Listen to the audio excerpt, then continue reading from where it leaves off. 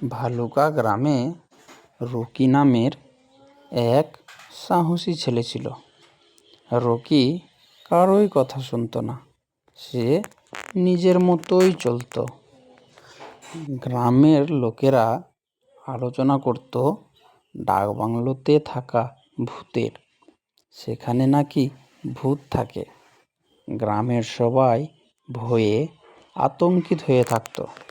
রাত্রি হলে ডাকবাংলোতে ভূত ঘুরে বেড়ায়, কেউ কেউ সেটা নাকি অনুভব করেছে।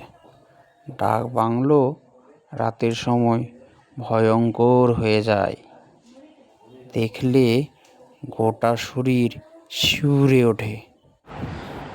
এই কথাগুলো রকি শুনতে পায়।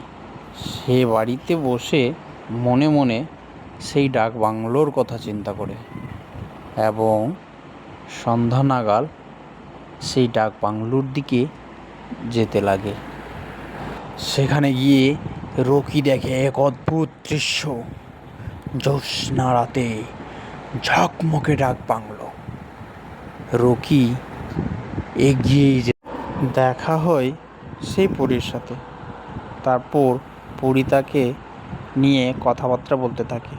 কথাবার্তা করতে করতে একে অপরের সাথে দুজনার ভালোবাসা হয়ে যায় এবং ভালোবাসা হওয়ার পর রকি সেই পরীকে নিয়ে সেই ডাকবাংলো থেকে চলে যায়।